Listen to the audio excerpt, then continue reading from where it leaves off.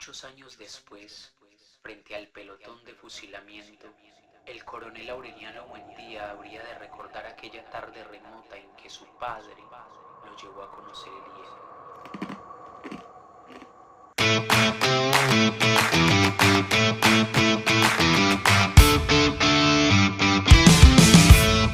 Hoy vamos a hablar de un libro bien interesante que es 100 años de soledad. Quiero contarles un poquito sobre cómo fue mi lectura, cómo fue mi experiencia con este maravilloso libro de Gabriel García Márquez, y quiero especialmente hacer énfasis en unos personajes que para mí fueron muy bonitos.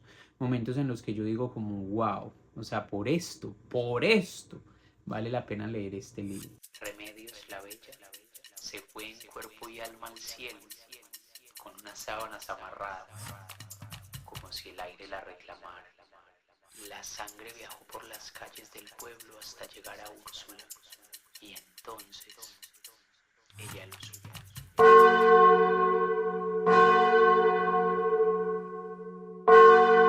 La casa que en algún momento fue un orgullo se fue desvaneciendo en un laberinto de ecos. ¿Saben por qué? Porque el tiempo vivía en esa casa y el tiempo no perdona. La abundancia fue su condena. Todo lo que tocó se pudrió en su belleza y en su brillo.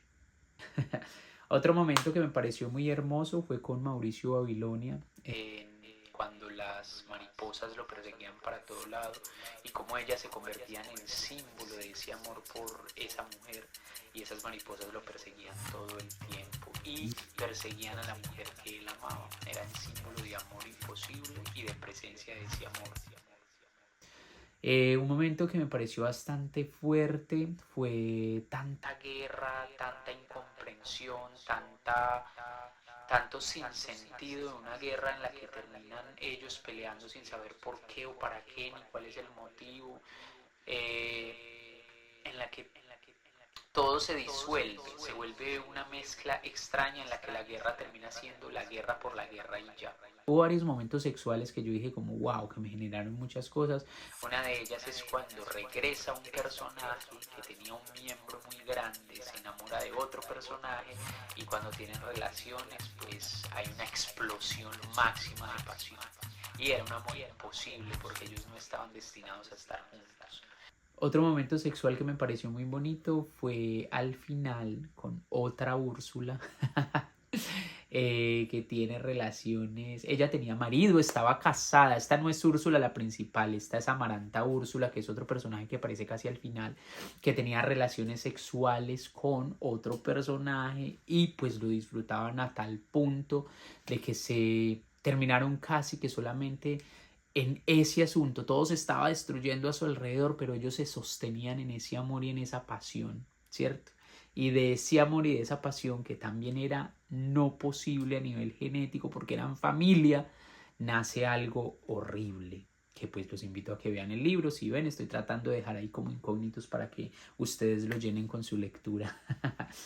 Algo que me pareció muy mágico fue cómo la casa se transforma, se transgrede, se modifica.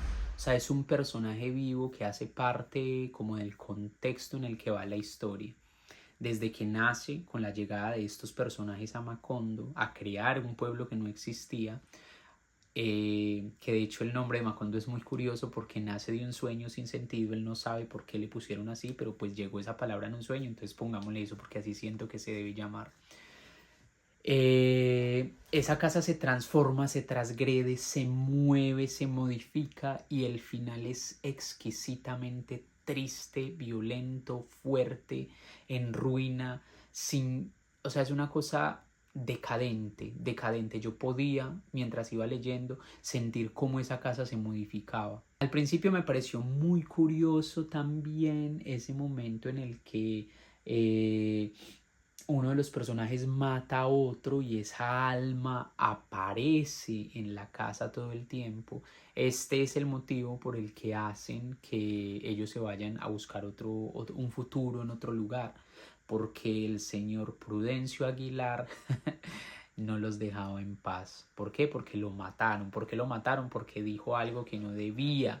Él estaba diciendo que nuestro personaje, el que estamos hablando, que como tarea les dejo, para que me digan quién es, no había tenido relaciones sexuales con su esposa porque no podía, es decir, que no tenía la fortaleza de hombre para tener relaciones con, pues, con su mujer.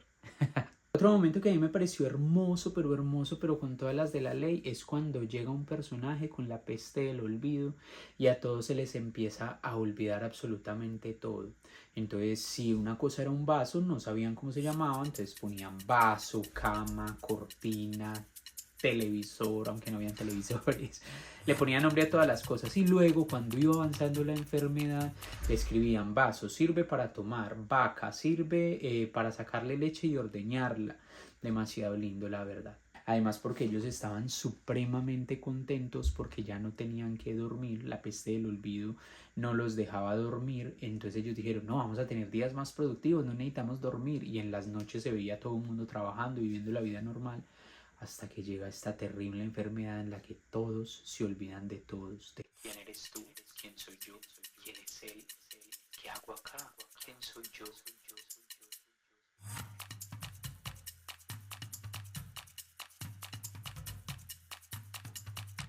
José Arcadio II también es un personaje bastante interesante porque él ve el masacre de las bananeras.